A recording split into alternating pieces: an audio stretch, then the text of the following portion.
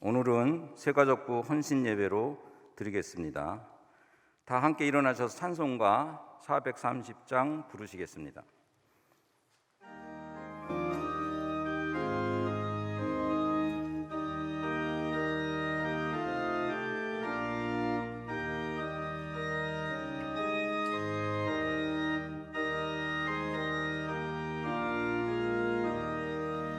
주와 같이 길 가는 것 즐거운 일 아닌가. 우리 주님 걸어가신 발자취를 밟겠네.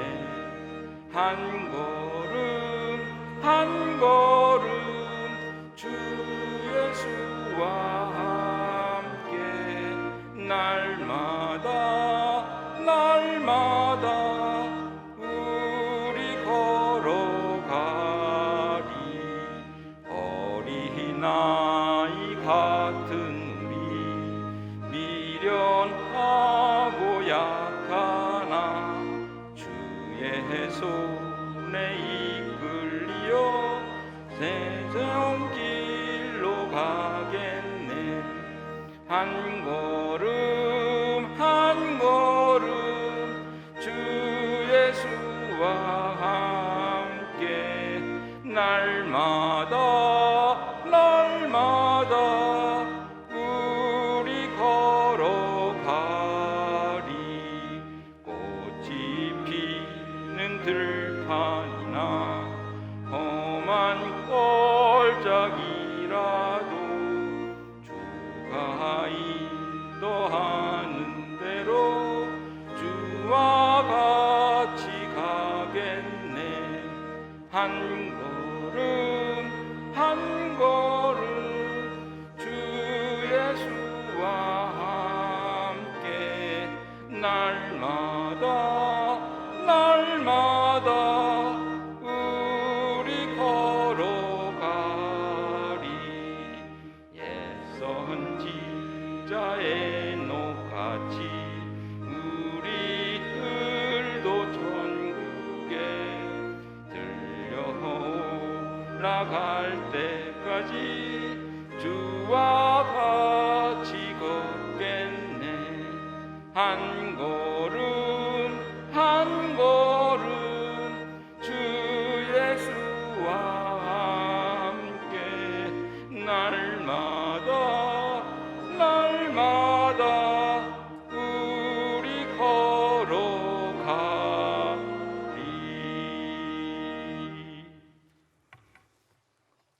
내 영혼이 여호와를 즐거워하며 그의 구원을 기뻐하리로다.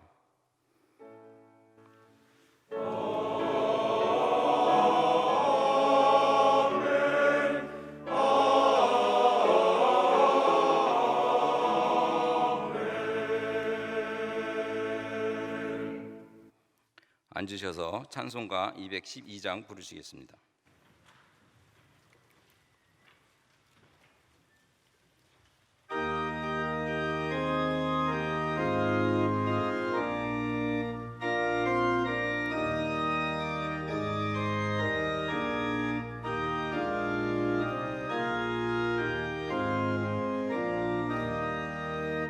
겸손히 주를 섬길 때 외로운 일이 많으나 그 주여 내게 힘주사 잘 감당하게 하소서.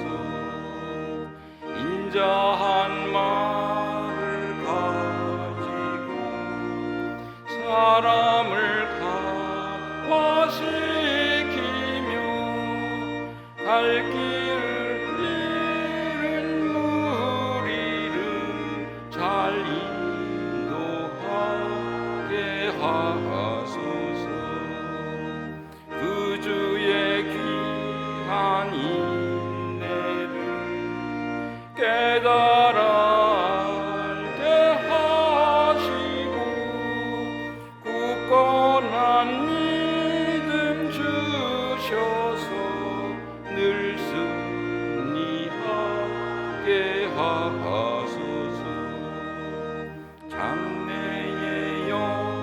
영광 비추사 소망이 되게 하시며 그 주와 함께 살면서 참 평강 얻게 하소서.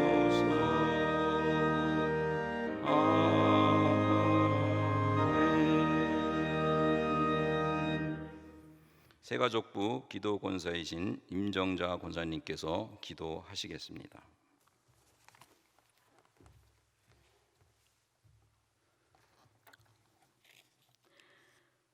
우리의 반석이요 구원이신 전능하신 하나님, 찬양과 경배를 드립니다. 이른 아침부터 이 저녁에 이르기까지 우리를 지켜주시어 이 시간 새가족부 헌신 예배로 드릴 수 있도록 인도하신 하나님 감사합니다.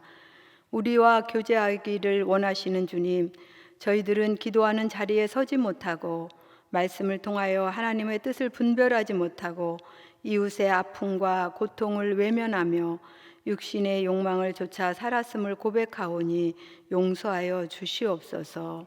온 인류를 구원하신 하나님, 온 세계가 코로나19로 인하여 어려움을 겪고 있습니다.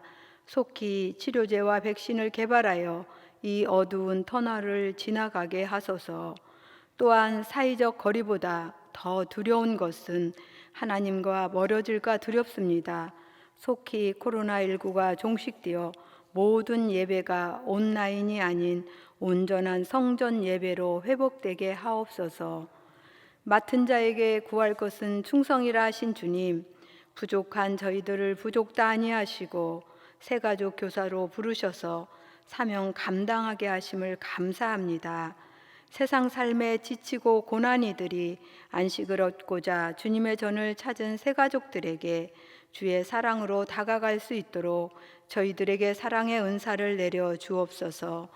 또한 새가족들이 교회에 잘 정착하고 교회의 일꾼으로 세워짐에 있어 저희들이 소금처럼 녹아지고 밀알처럼 썩어짐으로 하나님의 기쁨이 드는 새가족부가 되게 하소서. 교회를 통하여 역사하시는 주님, 온 성도들이 세상 속에서 주님의 거룩한 지체로서 믿지 않는 이웃과 이 나라와 세계 열방을 가슴에 품고 기도할 때 우리 교회를 세상의 희망이 되는 교회로 만들어 나아가게 하소서. 하나님, 원로 목사님 건강을 회복시켜 주심을 감사합니다. 앞으로의 삶도 평안케 하소서.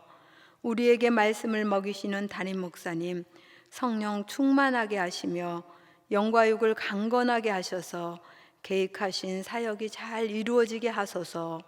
부교육자님들께도 동일한 은혜를 더하여 주옵소서. 이 시간 단위에 세우신 목사님, 권능의 오른팔로 붙들어 주셔서 저희들을 말씀의 푸른 초장으로 인도하게 하시며 섬기시는 주양교회 위에도 성령 하나님 함께하여 주옵소서. 호흡이 있는 자마다 여호와를 찬양하라 하신 주님, 남선교회 찬양대가 찬양을 올려드립니다. 받아 주시옵소서.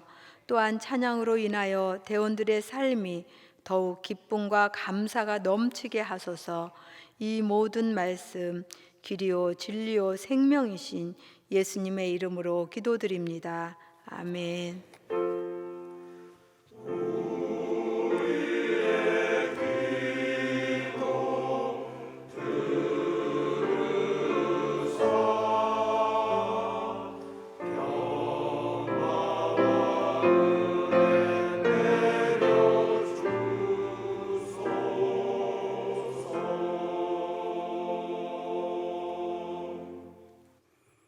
이 시간 우리에게 주신 하나님의 말씀은 신약성경 사도행전 8장 1절부터 8절 말씀입니다.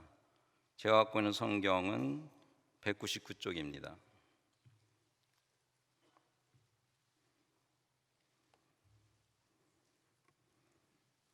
제가 봉독해 올리겠습니다. 사울은 그가 죽임 당함을 마땅히 여기더라. 그날에 예루살렘에 있는 교회에 큰 박해가 있어 사도 외에는 다 유대와 사마리아 모든 땅으로 흩어지니라. 경건한 사람들이 스데반을 장사하고 위하여 크게 울더라. 사울이 교회를 진멸할새 각 집에 들어가 남녀를 끌어다가 옥에 넘기니라.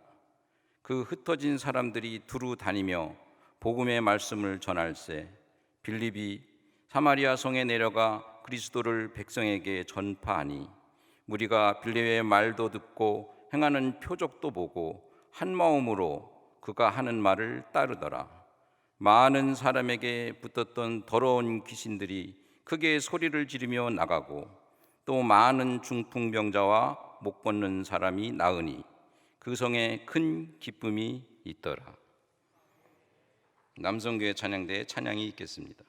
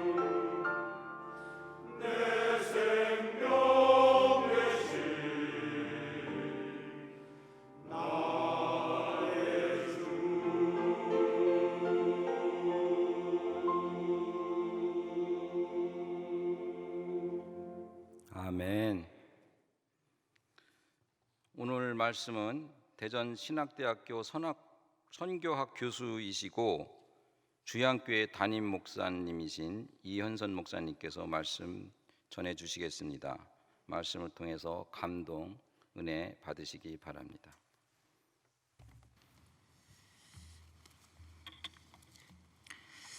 저희 교회 입구에 보면 항상 기뻐하라라고 하는 그 문구가 있습니다. 제가 모태신앙으로 자라면서 신앙 안에서 배웠던 제일 첫 번째 중요한 것은 나는 예수 믿고 구원받았다고 하는 기쁨이었습니다. 예수 믿고 구원받았고 나는 오늘 죽어도 천국 가고 좀 힘들고 어려운 일이 있어도 항상 기쁘게 사는 법에 대해서 예수님을 알고 믿었기 때문에 경험하는 그런 내용이었습니다.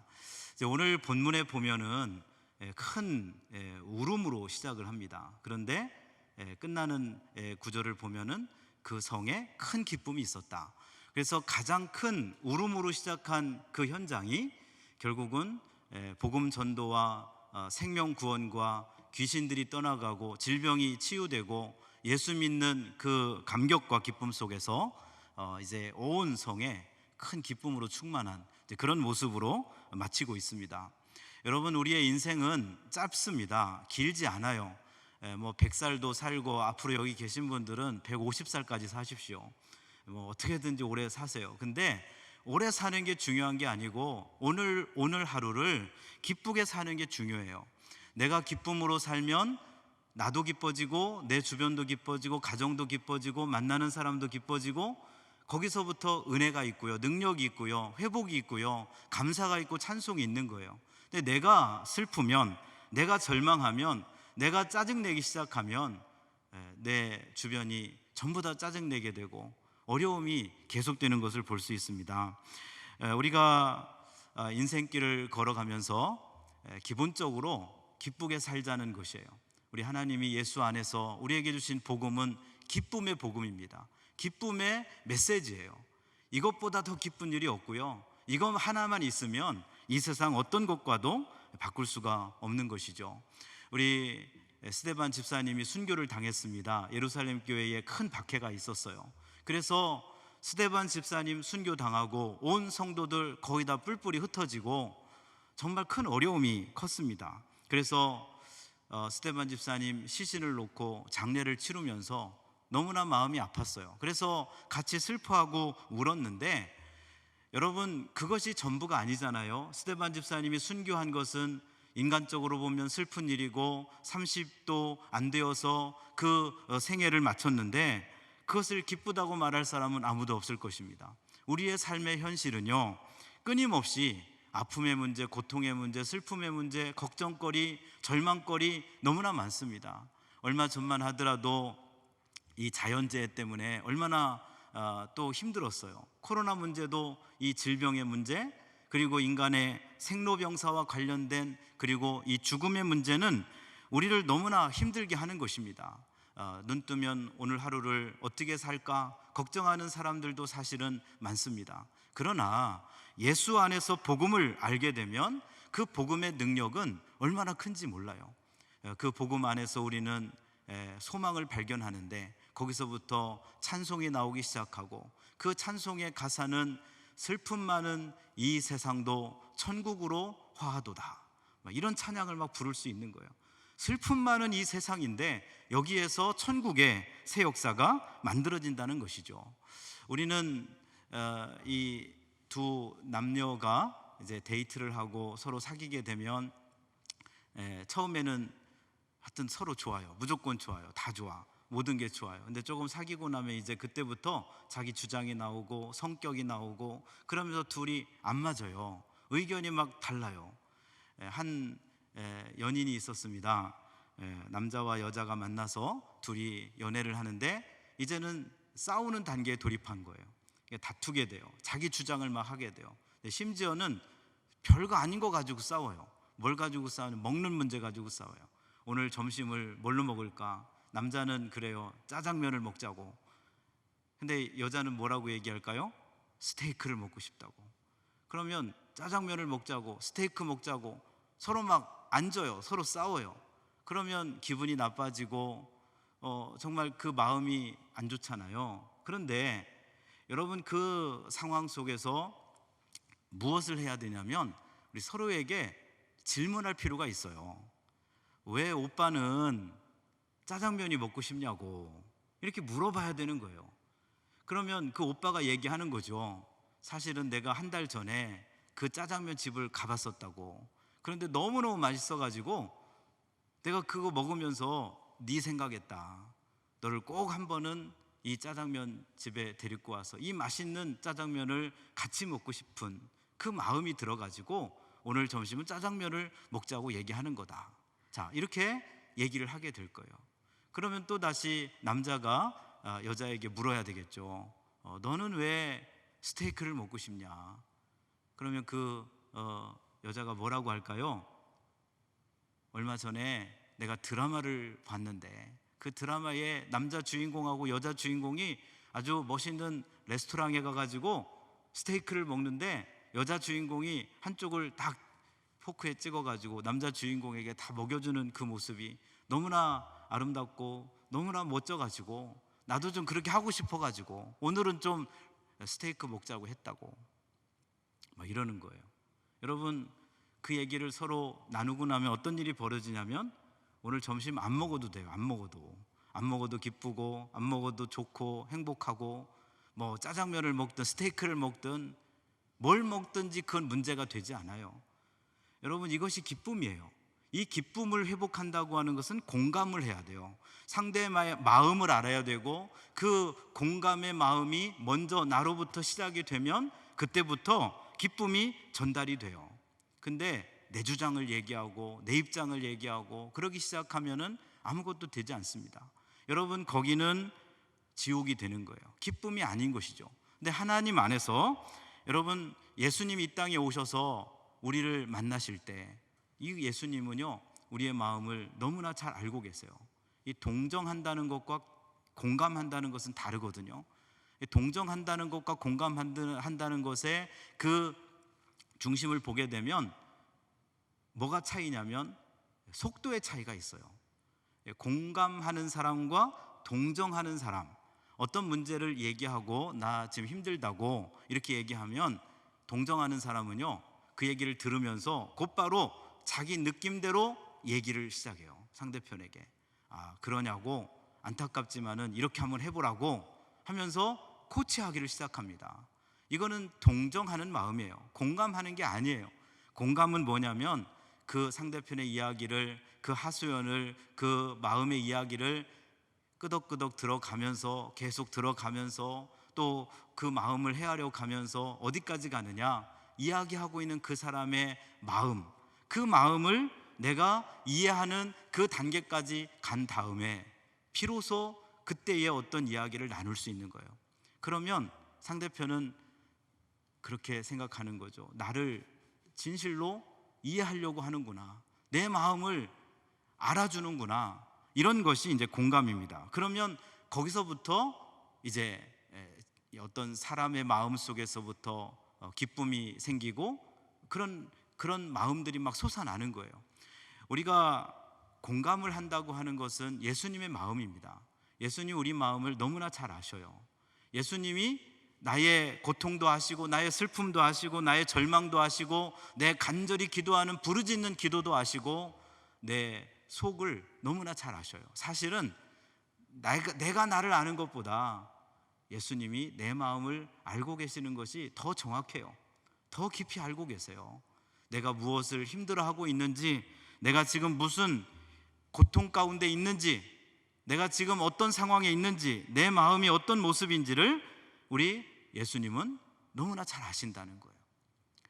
여러분, 이 공감한다고 하는 것은 그런 것입니다. 우리 하나님 앞에서 이 하나님의 마음, 하나님의 은혜가 우리 속에 넘쳐나게 되기를 주의 이름으로 축원합니다. 그러면 이 기쁨의 삶을 살아갈 수가 있어요. 하나님이 나를 아신다. 내 마음 중심을 알고 계신다. 내 생애를 알고 계시고 내 삶을 알고 계시고 지금 내가 당하는 이 형편과 모든 어려움도 우리 주님께서 다 알고 계시고 내가 기도하는 소리도 다 듣고 계시고 내게 응답해 주신다. 우리 시편의 고백처럼 의인에게는 많은 고난이 있지만 우리 하나님께서 그 모든 고난에서 건지신다고 말씀하셨어요. 이것은 경험해 본 사람은 알게 되는 것입니다. 우리가 믿음으로 기도하고 삶을 살아가면서 또 특별히 새가족 교사로 봉사하고 사명을 감당하면서 우리 인생 가운데서 다가오는 여러 가지 상황 속에서 제일 먼저 중요한 것은 내가 나를 돌아보면서 하나님의 은혜를 경험하고 하나님의 치유를 경험하고 하나님이 내 마음을 알아주시는 것을 경험하고 그 은혜를 경험하면서 십자가 복음 앞에 섰을 때 나로부터 이 주변의 사람들에게 또 우리 새가족들에게 만나는 사람들에게 기쁨을 나눌 수 있고 은혜를 나눌 수 있고 감사와 감동과 감격을 나눌 수가 있는 것이죠. 이게 바로 우리가 걸어가는 사명의 길이 되는 것입니다. 우리 하나님께서 저와 여러분에게 그런 은총을 계속해서 부어주시기를 원합니다. 우리 한번 따라서 해보겠습니다. 나는 예수 안에서 기쁘게 살겠습니다. 나는 예수 안에서 기쁘게 살겠습니다. 이 고백이 저와 여러분이 하는 믿음의 고백이 되어야 될 줄로 믿습니다. 제가 이제 우리 대전신학대학교에서 선교학 이렇게 과목을 가르치거든요. 학부 학생들 또 신대원 학생들 가르치면서 이 선교의 역사 또 선교사들에 대한 그런 이제 공부도 했지만 그것을 함께 나누는 가운데 보면은 참 그 선교사님들이 힘들고 어려운 그런 과정에서 사명을 감당하는 그런 일들이 너무나 많았다는 것을 역사 속에서 알고 있어요. 근데 놀라운 사실은 그 고통과 그 아픔 가운데서도 선교사님들은 기뻐하고 찬송하고 기도하고 하나님의 위로를 경험하고 하나님의 은혜 가운데서 이 현지인들, 믿지 않는 사람들, 이 남다른 타국에 와가지고 복음을 전하는데 그 사명을 완수해가는 것을 볼 수 있어요. 그 본질이 무엇일까? 환경이 행복하면, 환경이 좋으면, 남들하고 비교해서 내가 더 우월하면 그때 기뻐할 것인가? 이런 세상적인 기쁨이 아닌 것이죠. 세상적인 기쁨을 얻으려면 그런 방법으로 그 길을 걸어가야 되겠죠. 그러나 하나님의 사람은, 사명의 길을 걸어가는 믿음의 사람은 전혀 다른 인생을 살고 있어요. 슬픔인데 그 슬픔을 이렇게 넘어서서 슬픔이 곧 기쁨으로 변화되는 역사를 이루며 살더라는 것이에요. 우리 여러분 존 노스 선교사님이라고 이 중국의 심양, 오늘의 심양이거든요. 이 동관문 교회를 개척하고 또 인쇄소를 만들고 그래서 중국에서 이 조선어 한글로 된 성경을 번역하는 작업을 한 그런 선교사입니다. 이분이 영국 사람인데 중국에 선교사로 왔다가 이렇게 보니까 조선이라는 나라가 있는 거예요. 가난하고 폐쇄적이고 쇄국 정책을 쓰고 있고 정말 힘든 그런 나라가 있다는 사실을 알고 이 조선이라는 나라에 복음을 전하자. 그래가지고 이 복음을 전하기 위해서 전생애를 바치기로 결단합니다. 그래서 인쇄 그 활자를 갖다 놓고 활자를 조합하고 성경을 또 번역을 하는 거예요. 한문으로 된 성경을 이 조선어로 번역을 하는데 참 어렵잖아요. 그리고 헬라어, 히브리어, 또 영어 이런 것들을 다 갖다 놓고 이것을 같이 연구하면서 번역을 해가지고 일본에서는 이수정이라는 사람이 바로 이 한국어 성경을 번역했거든요. 근데 이수정보다도 3년 먼저 이 중국에서 심양에서 이 로스 선교사님이 이제 성경을 다 번역을 하는 이제 그래서 출판하는 그런 일이 일어났어요. 근데 그가 선교의 사역을 하면서 어떤 일이 있었냐면 토마스 선교사님 여러분 아시죠? 대동강에서 순교한 토마스 선교사님이 1866년에 대동강에서 순교를 하는 거예요. 그때 나이가 27살입니다. 영국의 목사로서 또 선교를 조선에 가서 한다고 그 나라가 막혀있는 그 상황에서도 제너럴 셔먼호 배를 타고 갔다가 거기서 순교하는 일이 벌어져요. 이것을 존 로스 선교사님이 중국에서 다 알게 되고 보게 되고 소식을 듣게 되는 거예요. 그러면서 존 노스 선교사님은 그 슬픔의 현장 가운데서 결단을 하는 것이죠. 저 토마스 선교사가 순교했는데 그 순교의 피가 내 생애 가운데서 결코 헛되지 않도록 나는 더 분발해서 이 선교의 사역을 감당하겠다고, 그러면서 그 슬픔을 넘어서는 그런 결단을 해요. 여러분, 존 로스 선교사님 자신도 굉장히 힘든 생활을 합니다. 이제 결혼해서 이 부인하고 선교를 하는데, 첫 번째 부인 이름이 스튜어트거든요.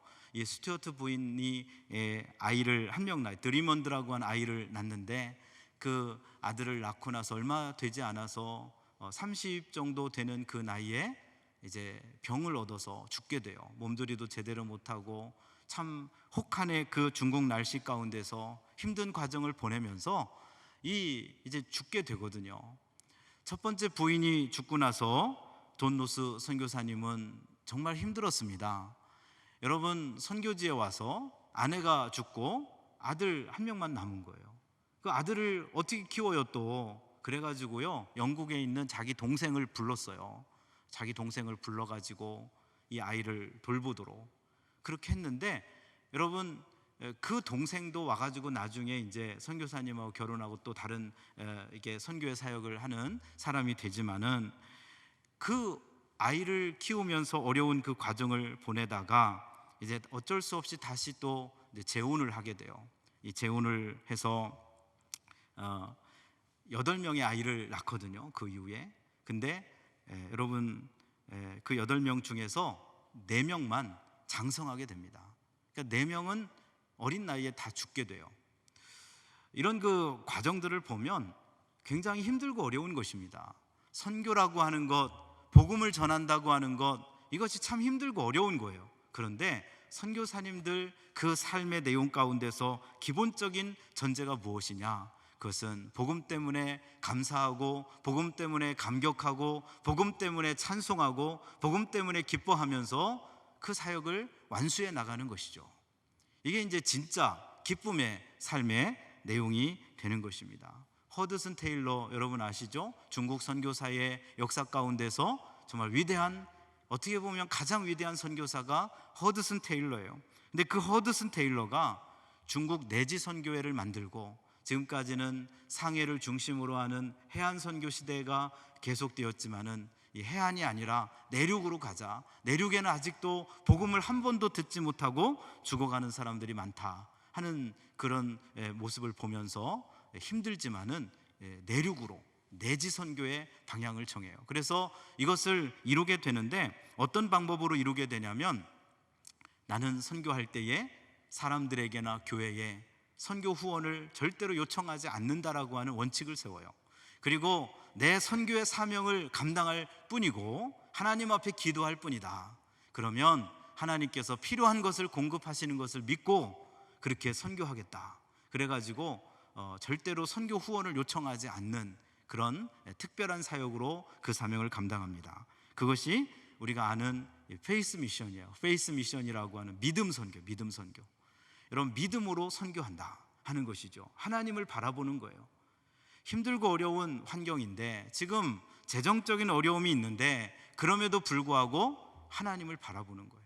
그러면서 하나님을 찬송하고, 하나님을 예배하고, 하나님께 기도하고, 그러면서 선교하는데, 그 놀라운 선교의 사역을 놀랍도록 이루어갑니다. 그래서 내지 선교 성공적으로 이루고, 많은 선교사들이 모여들고 헌신하면서 놀라운 역사를 그의 평생 동안 이루는 것을 볼 수 있어요. 그런데 그도 사실 아픔이 있습니다. 우리 첫 번째 아내였던 마리아 다이아라고 하는 이 아내도 33살에 죽어요. 그리고 그 6명의 자녀를 낳았는데, 그 중에서 4명의 아이들은 10세를 넘기지 못하고 죽습니다. 둘만 남게 돼요. 여러분, 그 과정을 이렇게 보면 개인적으로, 가정적으로 자녀들을 양육하면서, 또 아내를 먼저 보내면서, 또 자녀 4명이 죽어가는 모습을 보면서 이 허드슨 테일러는 마음 아픈 고백들을 하고요, 참 힘들고 어려운 과정이 있었음을 보여주고 있지만, 그럼에도 불구하고 하나님 앞에서 그의 인생길은 정말 힘차게 걸어가는 것을 볼 수 있어요. 여러분, 우리 하나님 앞에서 이 고통이 전부가 아닙니다. 슬픔의 현실이 전부가 아니에요. 오히려 그것은 부활신앙으로 극복이 될 수 있고, 그것 때문에 오히려 더 기쁜 그 기쁨의 새 역사를 만들어가는 그런 기초로 만들어갈 수 있는 것이 우리의 삶의 현실이 되는 것이죠. 우리가 아이를 낳으면, 아이를 낳는 그 엄마의 모습을 보면은요, 그 엄마는 굉장히 아이를 가지고 아이를 낳으면서 좀 힘들고 어렵습니다. 근데 이 엄마에게는 이 모성 본능이 임신 후반기부터 출산 후 6개월까지 있대요. 그래서 이 엄마로서 아이를 무조건 살려야 된다, 어떤 상황이 와도 아이는 살리고 아이를 보호한다라고 하는 이 모성 본능이 아주 강력하게 나타난다는 것이에요. 그러면서 아이도요, 생존 본능이 막 엄청나대요. 그래서 어떤 상황이 와도 나는 젖을 먹어야 되고, 안 주면은 막 고래고래 소리 질러서라도 꼭 젖을 먹고 내가 살아야 된다는. 그래가지고 여러분 아기들 태어나면은요, 가르쳐 주지 않아도 젖 물리면 막 죽기 살기로 막 젖 먹잖아요. 그리고 안 주면은 막 난리 치잖아요. 그게 바로 생존 본능이에요. 근데 하나님께서 엄마에게는 아이를 낳고 아프고 힘들고 어렵고, 어떻게 보면 이 출산의 아픔이 가장 큰데, 이 출산의 아픔을 넘어서는 기쁨이요, 동시에 아이를 바라보면서 존재한다는 거예요. 진짜 기쁨은 거기서부터 오는 거예요. 큰 고통이 있었기 때문에 오히려 더 큰 기쁨이 있는 것이에요. 이게 예수 안에 있는 기쁨입니다. 이 세상에서 고난을 당하고 역경을 당하고 박해를 당하고 때로는 순교를 당하고 아픔을 당해도 오히려 더 기뻐할 수 있는 것은, 더 기쁨이 넘치는 이유는 바로 거기에 있는 것이에요. 왜냐하면 하나님께서 그 영적인 비밀을 우리 가운데 부어주셨어요. 그렇기 때문에 저와 여러분, 우리 하나님 앞에서 믿음의 길을 걸어가고 또 사명을 감당하면서 어려움이 오고 고난이 오고 역경이 오고 힘든 과정이 있을 때 오히려 더 기뻐하고 더 감사하고 더 깊이 기도하고 더 깊이 찬송하면서 하나님 앞에 이 역사를 이루어가는 우리 모두가 되기를 주의 이름으로 축원합니다. 여러분, 이제 오늘 본문에 보면은 어떤 일이 있습니까? 예루살렘 교회에 박해가 일어나고 그러니까 흩어졌어요. 근데 그 중에서 빌립 집사님이 나와요. 이 빌립 집사님이 어디로 가느냐? 사마리아 성으로 갑니다. 사마리아 성에 가서 내가 복음을 전하리라. 여러분, 유대인으로서요, 사마리아 사람은 상종도 안 하는 거예요. 만나는 것 아니에요. 그 동네는 가지도 않아요. 다 삥삥 돌아다녀요. 그게 바로 유대인의 입장이에요. 근데 이 고난의 현장 앞에서 그가 깊이 깨달은 게 있습니다. 하나님은 나를 사랑하신다. 나의 모든 삶을 인도하신다. 그리고 더 나아가서 나도 사랑하지만 저 사마리아 사람들도 사랑하신다. 그리고 이 복음의 내용 가운데서 이 빌립 집사님은 그것을 깨닫는 거예요. 그러면서 내가 가장 좋아하지 않는 사람들을 향해서 복음을 전해야 되겠다, 이런 그런 결단을 하게 되는 것이죠. 여러분, 가장 좋아하지 않는 사람에게 복음을 전하기로 결심한다고 하는 것은 하나님이 주신 마음이에요. 그것 자체가 놀라운 은혜예요. 여러분, 저 사람은 절대로 예수 믿으면 안 돼, 이렇게 생각한 사람에게 복음을 전할 수 있다고 하는, 전해야 된다고 하는 이 마음이 생기는 것은 하나님의 놀라운 은혜입니다. 그래서 이 빌립 집사님이 이제 사마리아 성에 들어가서 복음을 전하는데, 놀라운 사실은 그 복음을 너무나 잘 받아들이는 거예요. 받아들이면서 예수를 믿게 되고 변화가 일어나고 회개가 일어나고, 그러면서 기쁨이 찾아와요. 그 속에서 이 복음의 능력 가운데에 더러운 귀신들이 다 떠나가는 거예요. 악한 영들, 어둠의 영들, 귀신의 영들, 그런 역사들이 다 떠나가고, 또 중풍병자도 낫고 못 걷는 사람도 걷고 막 기적이 일어나는 거예요. 여러분, 복음이 진정으로 들어가는 곳에 하나님의 강력한 성령의 역사가 일어나게 되는 줄로 믿습니다. 그러면서 놀라운 변화가 일어나는 거예요. 그 사마리아 성에 큰 기쁨이 있었다. 이것은 우리가 기본적으로 복음의 능력을 믿는 사람들이 갖는 놀라운 권능이고 힘입니다. 제가 이제 주한 장로교회에서 한 10년 정도 이렇게 부목사 사역을 하다가 이제 대전 주양교회로 담임 목사로 이렇게 간 지가 이제 9년 차 되거든요. 그런데 이 주한 장로교회에서 나겸일 목사님을 통해서 배운 가장 중요한 것 중에 하나는 한 영혼을 사랑하는 거예요. 근데 그 한 영혼을 사랑하는 게 뭐냐면 이 세상에 내 주변에 존재하는 모든 사람들 가운데서 복음을 듣지 못해서 지옥 가는 영혼이 한 명이라도 있으면 안 된다고 하는 거예요. 여러분, 우리가 존재하면서 내가 살고 있는 동네에, 내가 살고 있는 주변에, 아니면 내가 선교사로 가서 복음을 전하는 그곳에 사람들이 있잖아요. 근데 그 사람들에게 복음을 전해야 된다는 것입니다. 근데 복음을 전하는 이유는 무엇이냐?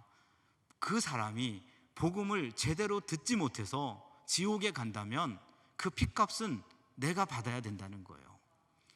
중요한 것은 내가 할 일은 그 사람들이 듣든 아니 듣든 하나님을 의지하면서 복음을 전하는 것입니다. 그러니까 복음을 전해서 복음을 듣게 만들어야 되는 거예요. 복음을 들었는데도 안 믿으면 그것은 그 사람 문제예요. 그러나 만약에 옆에 있는데도 불구하고 내가 복음을 전하지 않아서, 복음을 듣지 못해서 그 사람이 지옥 가게 된다면 그것은 내 책임이라는 거예요. 하나님이 그것을 물으신다는 거예요. 여러분, 우리가 사마리아 사람이니까 저 사람들은 지옥 가야 돼, 저 사람들은 구원받으면 안 돼, 여러분 그렇게 생각할 수 없잖아요. 그 장벽을 넘어서야 되잖아요. 여러분, 그 장벽을 넘어서려면 하나님의 마음이 있어야 되고, 이 복음에 기초한 영혼 구원의 놀라운 열정이 있어야 돼요. 그 열정이 있으면 그것을 넘어설 수가 있게 되는 것입니다. 여러분, 가정의 자녀들이나 우리 가족이나 친척 중에, 친구 중에 내가 분명히 예수 믿는 거 알고 있는데도 불구하고 저 사람은 내가 좀 성격상 난 싫어하는 사람이야, 저 사람은 교회 나오면 안 돼, 골칫거리만 돼, 나오면 안 돼, 막 이래가지고 경계하고 복음을 전하지 않은 사람이 있다면 바꾸셔야 돼요. 내 마음에서 하나님의 마음으로, 이 기쁨으로 새로운 은혜가 넘쳐나야 됩니다. 그러면서 적극적으로 다가가셔야 돼요. 사마리아 성을 향해서 나아갔던 이 빌립 집사님처럼 우리는 그 역사를 감당해야 됩니다. 저와 여러분이 오늘 하나님의 말씀 앞에 우리가 서 있습니다. 이 말씀 앞에서 결단하게 되기를 원해요. 나 때문에 복음을 듣지 못해서 지옥 가는 영혼이 한 명이라도 있으면 안 되겠다, 이것을 결정하셔야 돼요. 그러니까 듣든지 아니 듣든지 우리가 해야 될 일은 뭐 하는 거예요? 복음을 전하는 거예요. 이 복음을 전하는 거 너무나 중요한 것입니다. 복음을 전했는데도 안 받아들이면은 할 수 없는 거예요. 그것까지 내가 어떻게 할 수가 없어요. 그렇지만은 내가 복음을 전하지 않은 것은 굉장히 중요한 문제입니다.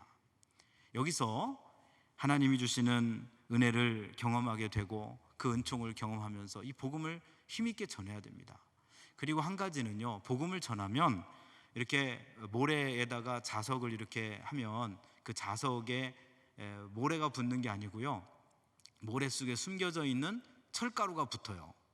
철가루만 붙어요. 자석을 갖다 대면. 그러면 이렇게 보면은 모래는 그대로 있는 것 같고 뭐 큰 변화가 없는 것 같은데, 이렇게 지나고 보면은요, 이 철가루가 붙어 있어요. 이 복음의 능력이 그런 것이에요. 여러분, 하나님의 택한 백성, 하나님이 꼭 구원해야 될 백성은요, 어떤 방법을 동원해서라도 하나님이 다 구원하십니다. 마지막에는 반드시 그 영혼을 구원하셔요. 그 육체를 버려서라도 그 영혼을 구원하신다고요. 코너로 모르시고 중대한 질병에 걸리게 하시고 그렇게 해서라도 회개하고 돌아오게 하셔요. 하나님은 그 영혼을 절대로 포기하지 않으신다는 거예요. 근데 그 과정에 우리를 사용하신다는 거죠. 우리를. 예전에 인천에서도 그랬는데 어느 분이 이제 새 가족으로 오셔가지고 예수 믿은 그 경위에 대해서 얘기를 하는 거예요. 얘기를 하는데 이런 얘기를 해요. 내가 저기 부산에서 살다가 이사 왔다는 거예요. 인천으로. 부산에 있을 때에 그 옆에 사시던 어느 권사님이 그렇게 그냥 교회를 가자고 막 어떻게 보면은 뭐 100번도 넘게 더 찾아왔다는 거예요. 한 몇 년에 걸쳐 가지고. 그리고 전도지도 주고 김치도 담궈주고 무슨 선물도 갖다 주고 막 했는데 자기가 정말 예수 믿기 싫어 가지고 계속 뺀질뺀질 막 피해 다니고 막 그랬다는 거죠. 그러다가 상황이 어떻게 돼 가지고 인천으로 이사를 온 거예요. 여러분, 인천으로 이사를 오면 하나님이 그를 버리실까요? 그게 아니죠.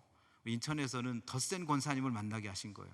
덧센 권사님. 그래가지고 결국은요, 그분이 이제 안강자 권사님인데 제가 그때 맡았던 교구에 계셨어요.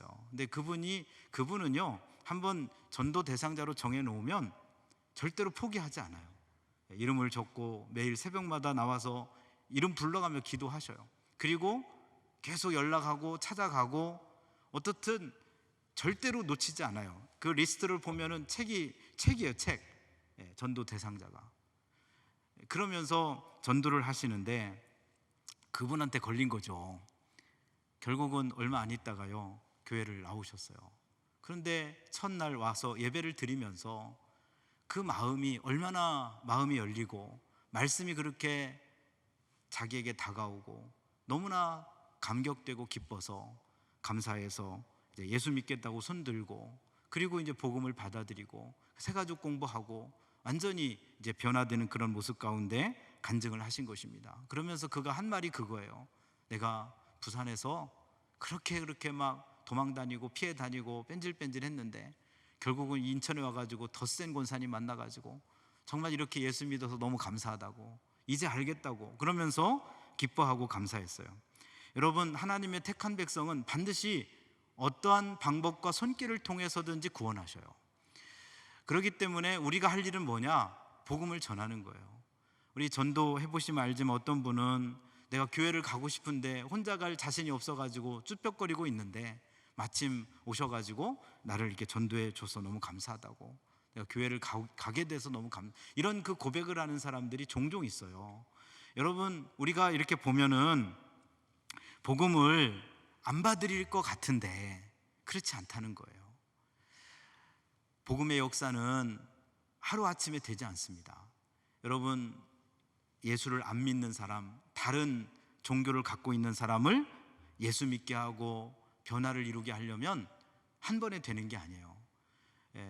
저희 교회도 대전에 와서도 총동원 전도를 계속 했는데 사실 이 코로나 때문에 좀 지금 못하고 있는 그런 상황인데, 근데 이 주한장로교에서도 총동원 전도하고 계속 이제 전도를 하는데요, 전도를 해보면 알지만은 총동원 전도에 한 번 나와가지고 예수 믿는다, 그런 거는 거의 없어요.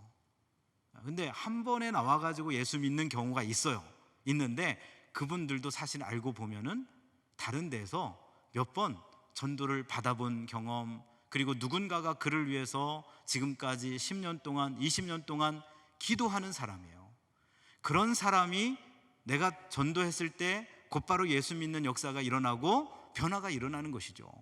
그런 것이지 그냥 내가 한 번 전도해가지고 예수 안 믿었다고 그래서 그냥 포기했다고, 이것은 말이 안 되는 거예요. 평균적으로 보면은 6번에서 7번 이런 정도 교회에 이렇게 나와 본 사람이 결국은 정착을 하고 예수를 믿는다는 거예요.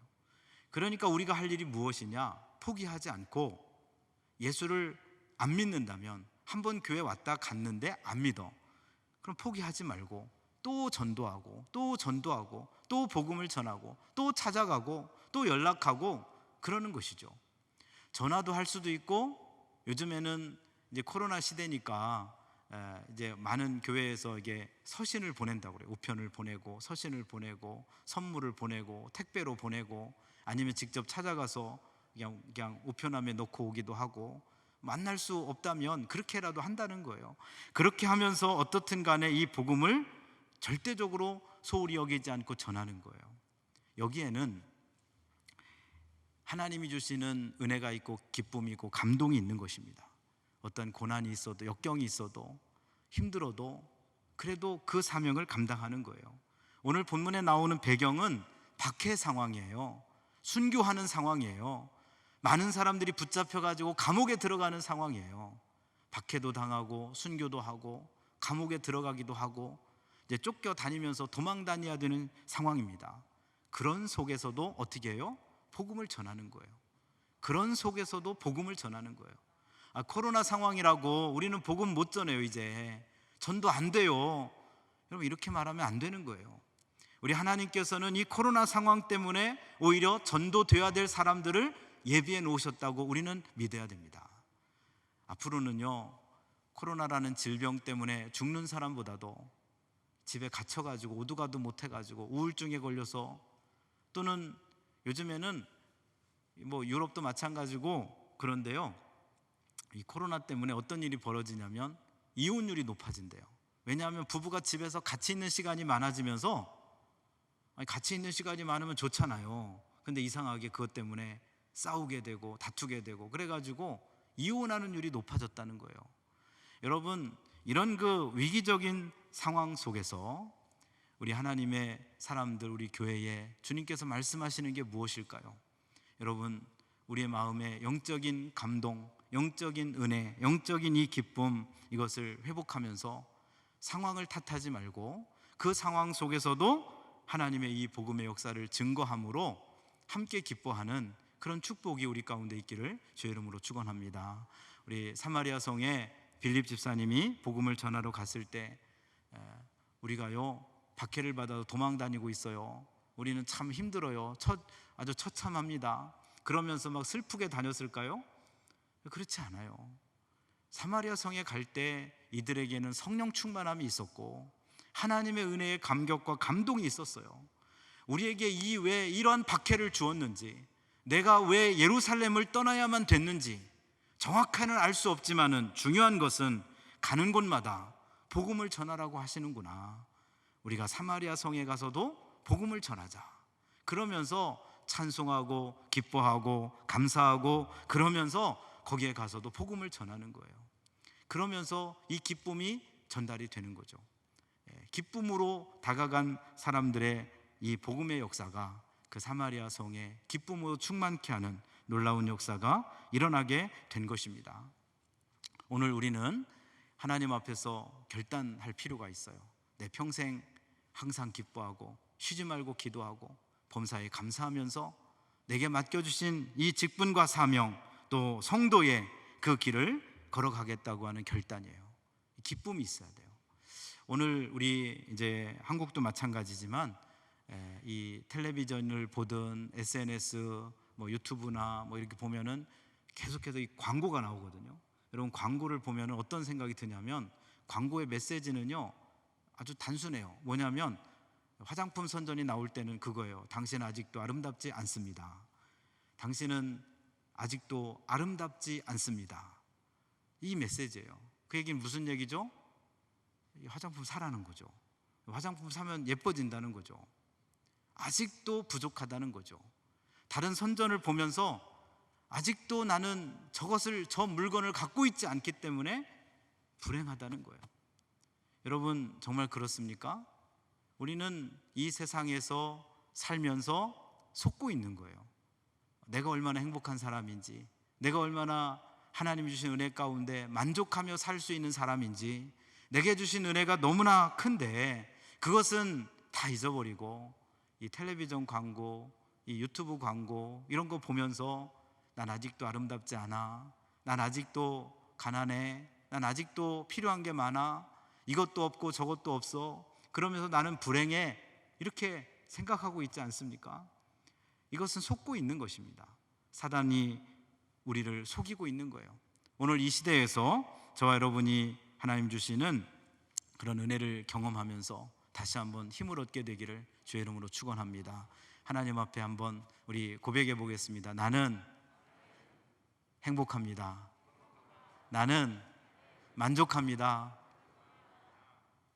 정말 여러분 그렇습니까? 정말 그렇습니까? 그 그게 있어야 돼요. 남들하고 비교하지 마세요. 나는 내 길을 가는 거예요. 내 인생길을 걸어가는 거예요. 하나님이 내게 주신 사명을 붙들고 기뻐하면서 찬송하면서 감사하면서 내 한평생을 살아가는 것이에요. 그게 전부예요. 남들보다 조금 더 돈이 많으면 행복할 것 같습니까? 지위가 올라가면 행복할 것 같아요? 제가 보니까 대통령 되는 건 정말 힘든 일인 것 같아. 그 힘든 일이에요. 올라가면 올라갈수록 더 힘들고 어려워요. 많이 가지면 가질수록 그게 진짜 행복이 아니에요.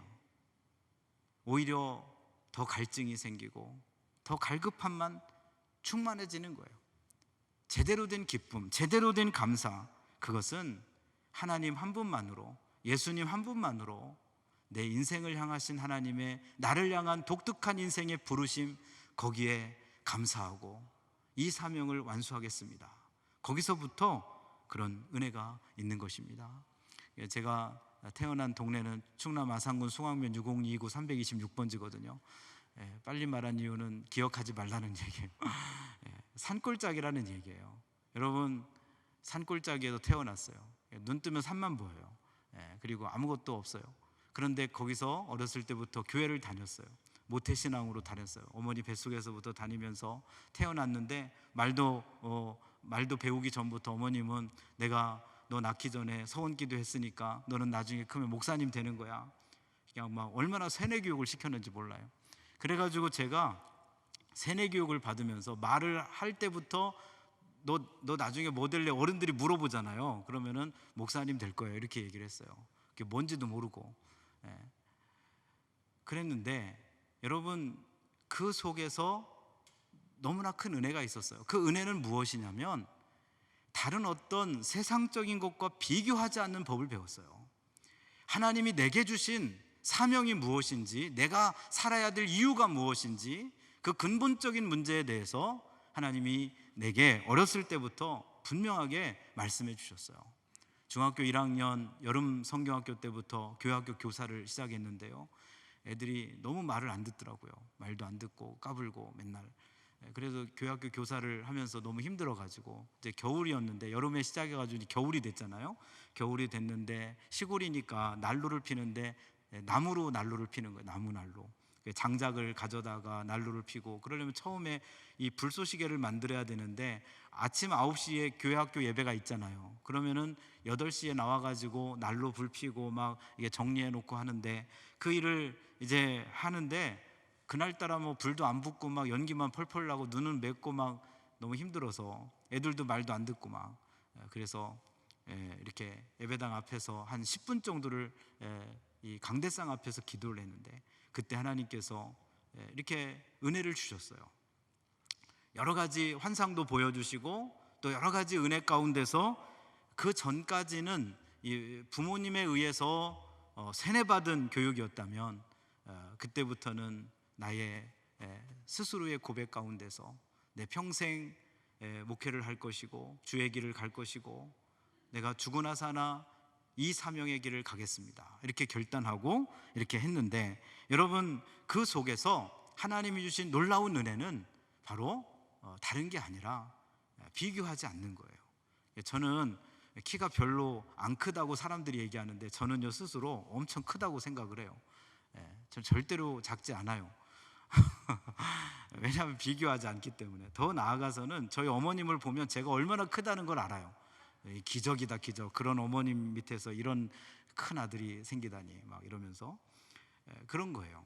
여러분, 키 큰 사람하고 비교하면 한없이 작고요, 작은 사람하고 비교하면 내가 막 큰 줄 알고 우쭐대잖아요. 그럴 필요가 하나도 없는 거예요. 내 길을 가고 내게 주신 은혜를 감사하고 내게 주신 사명 감사하고. 여러분, 새 가족들을 만나면서 내게 주신 이 직분과 사명 정말 소중히 여기시고 그 속에서 감사하고 찬송하는 그런 은혜가 있기를 주의 이름으로 축원합니다. 하나님 앞에서 계속해서 아름답게 성장하고 또 세상의 빛과 소금으로 귀하게 쓰임받는 우리 천안중앙교회 되고 또 우리 한국교회 되고, 그런 역사들이 계속 이루어지도록 하나님께서 은혜를 베풀어 주실 줄로 믿습니다. 기도하겠습니다. 하나님 아버지, 오늘 우리를 부르셔서 이 저녁에 하나님을 예배하게 하신 것 감사합니다. 하나님을 마음껏 예배하고 찬송하며 우리의 삶을 걸어갈 수 있도록 은혜를 더하여 주옵소서. 또한 우리에게 주신 사명과 그 직분을 하나님 앞에서 평생 동안 기뻐하고 감사하며 찬송하며 기도하며 또 힘있게 우리의 길을 걸어가며 사명을 감당할 수 있도록 은혜를 더하여 주시옵소서. 하나님, 박해 상황에서도 열심히 복음을 전하며 기뻐하며 기쁨을 전하며 사명을 감당했던 믿음의 선진들과 같이 하나님, 오늘 이 시대에 우리도 그와 같은 믿음의 길을 힘차게 걸어갈 수 있도록 은혜 베풀어 주시옵소서. 우리 새가족 교사들에게 은혜를 베풀어 주시고 코로나 상황 속에서 절망하지 않게 하시고 하나님 주시는 희망과 은혜와 능력과 권능을 힘입고 더욱더 앞으로 전진하며 나아갈 수 있도록 함께하여 주시옵소서. 하나님, 세우신 담임 목사님과 당회와 모든 재직들, 모든 사명을 감당하는 일꾼들에게 은혜로 함께 하셔서 하나님이 시대 가운데 부르신 목적과 소명을 따라서 하나님 앞에 크게 쓰임받고 영광 돌릴 수 있도록 함께하여 주시옵소서. 우리 천안중앙교회가 이 지역에 복음의 역사를 이루며 많은 영혼을 구원하며 우리 교회가 있기 때문에 한 영혼도 복음을 듣지 못해서 지옥 가는 영혼이 없도록 우리 주님께서 귀한 교회를 사용하여 주시옵소서. 예수님의 이름으로 간절히 기도하옵나이다. 아멘. 이 시간 한기범 집사님이 새가족부 총무 보고하겠습니다. 2020년도 새가족부 현황 보고 드리겠습니다. 새가족부 교육 목표는 말씀으로 세워지는 교회. 목표로는 새가족들이 예수님을 마음의 구주로 고백할 수 있도록 지속적인 관심을 갖고 돕는다. 새가족들이 본 교회에 대해 호감을 갖고 정착할 수 있도록 적극 돕는다. 새가족들이 신앙 성장과 교회 생활의 순조로움을 돕는다. 새가족부 조직입니다. 지도로 봉재환 목사, 부장 정세영 장로, 기도 임정자 권사, 총무로 한기범 박병관 집사, 회계로 최미순 정현숙, 안내교사로 7명이 있으며 교육교사로 33명, 봉사교사 3명, 서기 3명으로 구성되어서 총 54명으로 구성되어 있습니다. 새가족부 교사 현황에 보면 안내부, 교육부, 봉사부로 구성되어져 있습니다. 새가족부 수료 절차입니다. 새가족부의 본연의 기능인 새가족부 수료 절차를 소개하면서 새 가족이 오시면 안내대에서 인적사항을 기재하는 등록 절차를 진행합니다. 등록 후 예배에 참여하고 담임 목사님의 환영의 시간을 갖습니다. 그 예배 후에 영접실에서 담임 목사님, 교구장, 각 기관, 교구장 외에 기관 대표들과 만남의 시간을 가진 후 간단한 교회 안내를 받고 이후에 교사 배정을 받습니다. 이때 담당 교사는 성경 공부 및 교인과의 소통을 연결하여 주고 교회에 정착할 수 있는 제반 사항을 알려줍니다. 이후 교육이 끝나면 담당 팀장님과 팀원들이 만남을 갖고 매 분기 마지막 주 저녁 예배에 수료식을 갖게 되면서 비로소 정식 교인으로서 교회 활동 조직에 참여하게 됩니다. 새가족 양육 정착 프로그램입니다. 이 부분은 PPT의 내용을 참고하시면 되겠습니다. 넘겨주시기 바랍니다. 교사 교육 및 활동, 교사 교육 및 교사 회의를 통하여 교사 간의 소통을 적극적으로 하고, 신임 교사는 지도 교육자와 새가족 교사의 역할을 교육하여 현장에서 잘 적응할 수 있도록 하고 있습니다. 그리고 교사 단합대회에서는 세미나를 통하고 교사의 개인적인 소통을 통하여 서로를 이해하고 나눌 수 있는 모임을 가져서 서로가 합심할 수 있는 그런 시간을 만들고 있습니다. 새가족 등록 현황입니다. 2017년부터 현재까지 등록 현황입니다. 특히 올해는 코로나19의 영향으로 많이 감소하였지만 이 상황에서도 새가족이 등록하고 있습니다. 좀 더 현실에 맞는 교육을 진행할 계획입니다. 많은 기도 부탁드립니다. 2020년 교육 및 이수 현황입니다. 총 100명의 새가족 중 32명이 교육을 이수하였고 47명이 교육 중에 있습니다. 3명은 타교회를 같이 다니고 있고요. 7명은 교육 불가 상태에 있습니다. 이상으로 새가족부의 내용을 보고를 마쳤습니다. 여러 모양으로 후원하여 주시고 기도와 격려로 도와주신 성도님께 감사를 드립니다.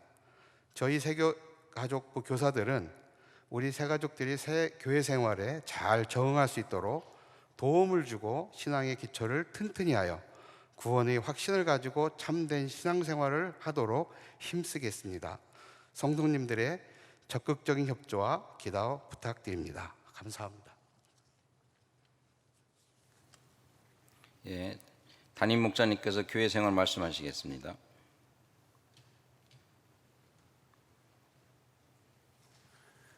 우리 서로 인사하겠습니다. 축복합니다. 축복합니다. 축복합니다. 가정에서 여러 초소에서 저녁 찬양 예배에 참여하신 성도님들을 축복합니다. 교회 생활 낮 예배 때 말씀드린 것처럼 내용이 많이 있습니다. 자세히 보시고 교회 생활 열심히 참여해 주시기 바랍니다. 오늘 새가족 번신 예배에 이현선 목사님 귀한 말씀 전해주셔서 감사드립니다. 28일 수요일 수요기도 일부 후에 오전 11시부터 오후 3시까지 매점 앞 주차장에서 사랑 나눔 바자회 있습니다. 마스크를 꼭 착용하시고 또 방역 지침에 따른 진행에 맞춰서 모든 바자회가 은혜 가운데 진행될 수 있도록 협력해 주시고 참여해 주시기 바랍니다. 오는 11월 첫 주일 추수감사절 주일 낮 예배는 1부는 종전처럼 드리고 2부, 3부는 전세대 예배로 우리 성전 예배와 온라인 예배가 같이 병행됩니다. 가정의 자녀들 함께 대예배실로 나와서 추수감사절 예배를 함께 드릴 수 있도록 협력해 주시기 바랍니다. 아울러 추수감사 감사헌금 준비해서 드리시는 것과 또 강단에 하나님께 감사 헌물 금요일까지 과일, 채소, 공유 드리시는 것도 기억하시고 하나님께 헌물 드려주시기를 부탁을 드립니다. 세례 입교 주일반 교육 11월 2일부터 시작하니까 신청해 주시기 바랍니다. 음악문화부가 준비한 로뎀나무 아래서 힐링 콘서트 31일 토요일과 11월 7일 토요일 오후 5시에 교회 홈페이지와 유튜브를 통해서 콘서트가 진행이 됩니다. 많이 시청해 주시기 바랍니다. 교회학교 교사교육 11월 1일부터 3주간 온라인 유튜브로 진행이 됩니다. 현 교사와 새롭게 봉사할 교사들 교사교육에 참여해 주시기 바랍니다. 큐티 세미나도 11월 8일부터 3주간 주일마다 오후 1시 30분에 2시간씩 중등부실에서 생명의 샘 큐티 책을 중심으로 큐티 실제 교육합니다. 많이 교육에 참여해 주시기 바랍니다. 내일 보석교에서 천안산노회 제9회 정기노회가 있고 노회 중 오후 3시에 오세미 전사님 목사 안수 있습니다. 결혼 광고 있습니다. 7교구 16구역 박한규 성도 이은주 집사 장남 박준 군과 정지환 양의 결혼식이 31일 토요일 오후 6시 30분 서울 가든호텔 2층 그랜드 볼룸홀에서 있겠습니다. 축하해 주시기 바랍니다. 이상 말씀드립니다. 다 함께 일어나셔서 찬송가 546장 부르시겠습니다. 찬송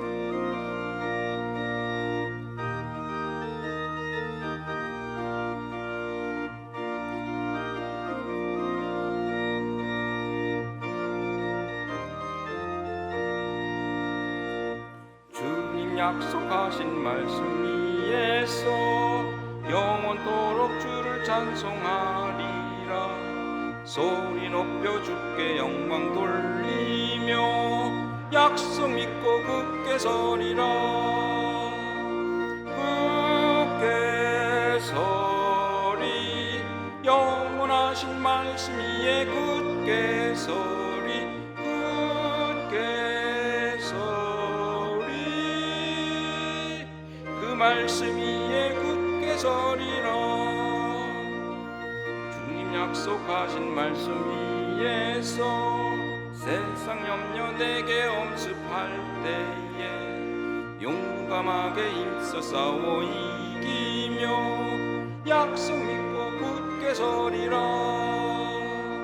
굳게 서리 영원하신 말씀 위에 굳게 서리. 굳게 서리 그 말씀 위에 굳게 서리라. 주님 약속하신 말씀 위에서 영원하신 주의 사랑 힘있고 성령으로 힘써 싸워 이기며 약속 믿고 굳게 서리라. 굳게 서리 영원하신 말씀 위에 굳게 서리.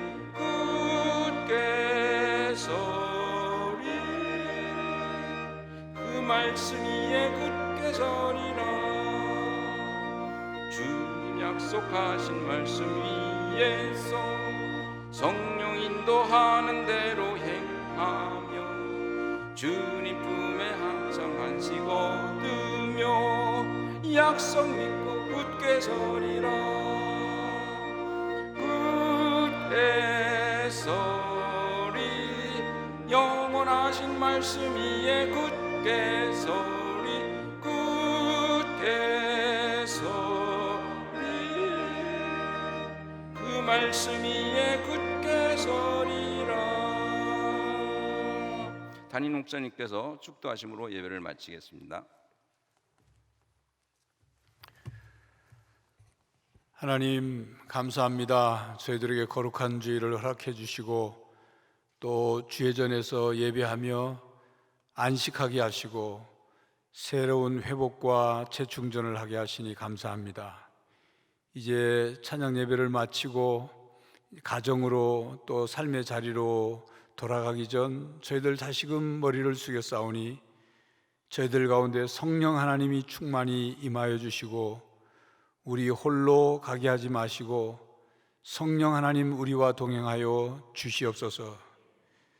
새롭게 펼쳐지는 한 주간의 삶을 여호와 일의 하나님께서 예비하여 주시고 한 걸음 한 걸음 우리와 동행하여 주시옵시며 때에 맞는 지혜와 능력으로 주의 사랑과 은혜로 저희들을 새롭게 하여 주셔서 삶의 자리에 어느 곳에서든 주님을 드러내며 살게 하여 주시고 기쁨을 드러내며 살게 해 주시고 사명을 감당하며 살게 하여 주시옵소서. 하나님의 전신갑주를 입혀주셔서 삶의 어려운 환경과 마귀의 괴계와 공격에서도 능히 이기며 주의 영광을 드러내게 하여 주시옵시고 저희들의 삶 속에 열매가 맺혀지고 수확되는 한 주간이 되게 하여 주시옵시며 특별히 추수감사주의를 준비하며 감사의 마음들을 또 감사의 제목들을 감사의 열매들을 다시금 기억하고 고백하고 주께 올려드릴 수 있게 하여 주시옵소서.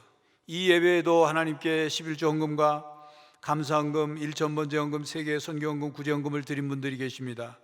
하나님의 것을 하나님의 것으로 구분하고 감사의 제목을 적고 목적 헌금을 드린 이 예물들이 하나님 나라를 위해 귀한 예물이 되게 하시고 놀라운 기적을 일으키는 예물이 되게 하여 주시옵시며 예물을 드린 그 마음과 손길을 주님 친히 받으셔서 약속하신 대로 하늘의 신령한 복과 땅의 기름진 복을 부어 주시옵소서. 하나님 코로나19 사태로 인해 너무나도 힘들고 어렵고 답답한 가운데 생활하고 있습니다. 속히 이 모든 상황을 주님께서 다스려 주시고 특별히 코로나19 바이러스를 통제하여 주시고 치료제와 백신이 속히 개발되어 모든 생활의 어려움을 극복할 수 있게 해주시며 하나님의 놀라운 뜻이 저희들의 삶 속에 이루어지게 하여 주시옵소서. 이제 주의 전을 떠나 가정으로 돌아가는 발걸음을 한 걸음 한 걸음 인도하여 주실 줄 믿사옵고 우리의 가정의 삶의 현장에 하나님의 손길이 나타나게 하여 주시옵소서. 예수 그리스도의 이름으로 기도하옵나이다. 아멘. 지금은 우리 주 예수 그리스도의 은혜와 하나님 아버지의 사랑과 성령 하나님의 교통하심이 특별히 새 가족들을 양육하며 부모의 심정으로 저들을 품고 저들을 위해 섬기고 헌신하는 새 가족부 모든 부원들과 교사들 위에, 그리고 사랑하는 성도들과 가정과 삶의 현장 위에, 그리고 저희 교회 새 가족들 위에 이제로부터 영원히 함께 하시기를 간절히 축원하옵나이다. 아멘.